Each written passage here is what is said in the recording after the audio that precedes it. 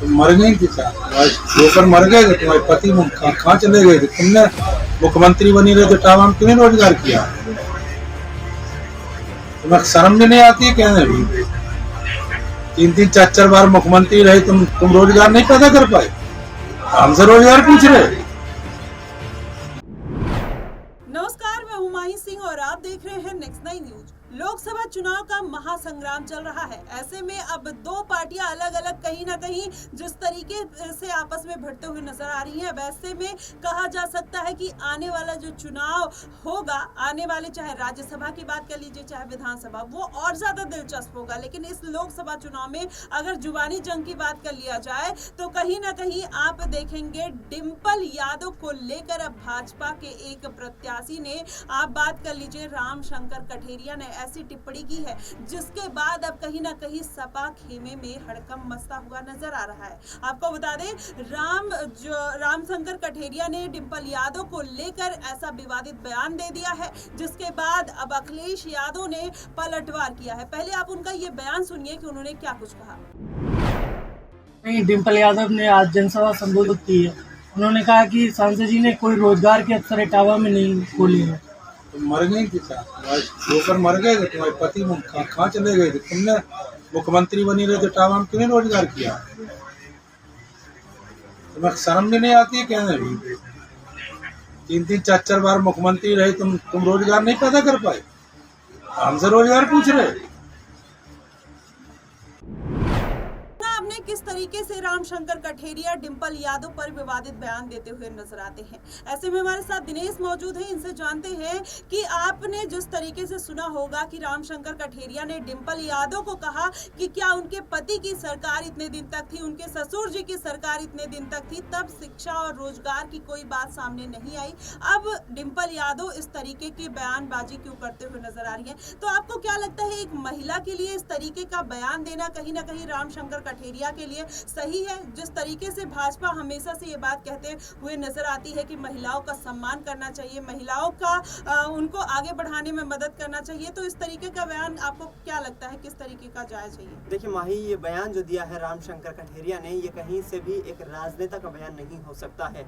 आप लाखों लोगों का प्रतिनिधित्व करते हैं, लाखों लोगों के नुमाइंदे बनकर के आप सदन में पहुंचते हैं और वहां पर जाकर के आप तमाम बड़ी बड़ी बातें करते हैं, रोजगार की बातें करते हैं, यहाँ गरीबी हटाने की बातें करते हैं, महिला सुरक्षा की बात करते हैं और तमाम जो है कहीं ना कहीं विकास की बातें करते नजर आते हैं। लेकिन महिला सुरक्षा, महिला सम्मान की बात करने वाले प्रधानमंत्री नरेंद्र मोदी जी की पार्टी में ऐसे लोग भी मौजूद हैं जो महिलाओं का अपमान करने में देर एक सेकंड का वक्त भी नहीं लगाते हैं। जो यहाँ पर रामशंकर कठेरिया का बयान है, ये घोर निंदनीय बयान है। एक महिला के आत्मसम्मान को ठेस पहुंचाने वाला बयान है। ये आत्मसम्मान को ठेस न केवल डिंपल यादव को पहुंचेगी, बल्कि इस बयान से देश की करोड़ों महिलाएं जो है वो प्रभावित होंगी और उनको लेकर के बीजेपी के खेमे में यहाँ पर कहीं ना कहीं एक नकारात्मक संकेत जाएगा। लेकिन यहाँ पर जिस तरीके से रोजगार की बात डिंपल यादव करती नजर आ रही है, पिछले 7 सालों से देखा जाए माही, तो लगातार यहाँ पर उत्तर प्रदेश की विशेष तौर पर बात करें, योगी आदित्यनाथ की सरकार है। क्या 7 सालों में नए बच्चे यहाँ पर पढ़ करके और ये जॉब मांगने के एलिजिबल नहीं हुए हैं?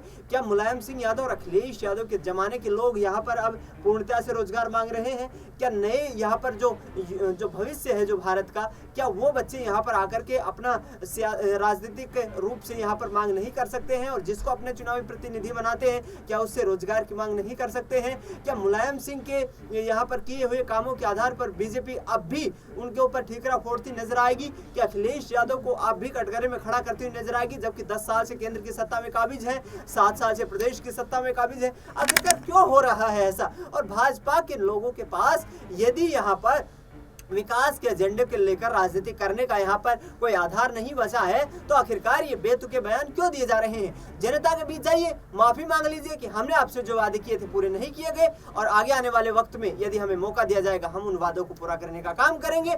ऐसे विवादित बयान देकर के आप जनता के बीच में क्या संदेश देना चाहते हैं? एक तरफ यहाँ संसद भवन में खड़े होकर के आप तमाम तरह की महिला सुरक्षा सम्मान की बातें करते नजर आते हैं, महिलाओं को आरक्षण देने की बात करते नजर आते हैं। देश भर में, प्रदेश भर में देखा जाए तो लगातार हर दिन जो है महिला अत्याचार की बातें आ रही हैं। आखिरकार ये जो दावे हैं, देश के मतदाता, देश की जनता इतनी बेवकूफ नहीं है कि इन बयानबाजी के जरिए ही किसी को भी अपना जो है राजनीतिक रूप से यहाँ पर प्रतिनिधि मान लेगी और किसी को भी कमजोर आंकना शुरू कर देगी। आपको कामों का जवाब देना होगा और यदि काम आप नहीं कर पाए, आप यहाँ पर नाकाम साबित हुए हैं, आने वाले चुनाव में आपको यहाँ पर झटका भी लग सकता है। जी बिल्कुल दिनेश, यहाँ पर मेरा एक और छोटा सा सवाल बन जाएगा कि कन्नौज अगर सीट की बात कर लीजिए, जिस तरीके से डिम्पल यादव कहीं ना कहीं अखिलेश यादव को सपोर्ट करते हुए नजर आई, आपको क्या लगता है कि अखिलेश यादव यहाँ पर अपनी जीत दर्ज कर पाएंगे या नहीं? देखिए, यहाँ पर कन्नौज लोकसभा सीट की बात करें, यादव और मुस्लिम वोट बैंक निर्णायक भूमिका में है और ये दोनों वोट बैंक कहीं ना कहीं समाजवादी पार्टी को यहाँ पर जो है सपोर्ट करता हुआ नजर आएगा, मेरा ऐसा मानना है। क्योंकि कांग्रेस पार्टी इस वक्त जो है वो समाजवादी पार्टी के साथ इंडिया अलायंस में मौजूद है, लिहाजा जो वोट बैंक कांग्रेस के खाते में जाना था वो वोट बैंक अब समाजवादी पार्टी प्रमुख अखिलेश यादव को मिलेगा। और अखिलेश यादव ने चुनाव लड़ने का जो फैसला किया है, पिछले लोकसभा चुनाव की बात करें वो आजमगढ़ से चुनाव लड़े थे। कन्नौज के लोग अखिलेश यादव को विकास पुरुष के रूप में देखते हैं।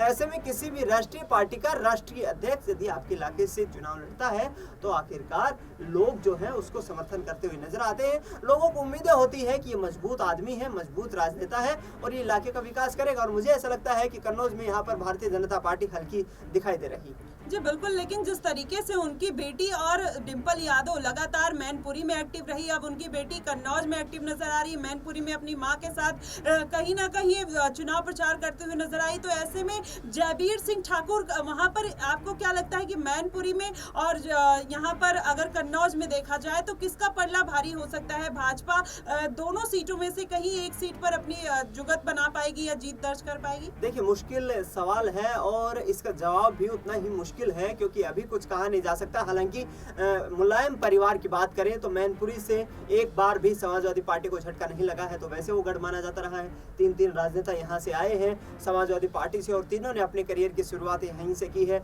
दूसरी बात, आपने सुब्रत पाठक के सामने अखिलेश यादव की तुलना की है, तो मुझे लगता है कि अखिलेश यादव यहाँ पर मजबूत नजर आते हैं, मजबूत कैंडिडेट है, बड़े राजनेता है, बड़ा राजनीतिक रसूख है, उत्तर प्रदेश में पहले सरकार चला चुके हैं, केंद्र की राजनीति में भी सक्रिय रह चुके हैं। तो आगामी वक्त में कहीं ना कहीं ये दोनों सीटें जो है यहाँ समाजवादी पार्टी का पलड़ा भारी नजर आता है। जी बिल्कुल, अब ऐसे में डिम्पल यादव जिस तरीके से चाहे शिक्षा की बात हो चाहे रोजगार की हो, हमेशा से कहीं ना कहीं आवाज उठाते हुए नजर आती है, लेकिन जिस तरीके से रामशंकर कठेरिया ने उनके ऊपर विवादित बयान दिया है, ऐसे में अब सपा के खेमे में जिस तरीके से हड़कंप मचता हुआ दिखाई दे रहा है, ऐसे में अगर सपा इन दोनों सीटों पर अपनी जीत दर्ज कर लेती है तो कहीं ना कहीं भाजपा के मुंह पर बड़ा तमाशा देखने को मिल सकता है। फिलहाल आपको क्या लगता है कि डिम्पल यादव ने जिस तरीके की बात कही और ये एक वाजिब क्वेश्चन पूछा और उसमें जिस तरीके से रामशंकर कठेरिया का बयान आया वो कितना सही है कितना गलत, आप हमें कमेंट सेक्शन में जरूर बताएगा। फिलहाल के लिए बस इतना ही। देश और दुनिया की तमाम खबरों के लिए हमारे साथ बने रहिए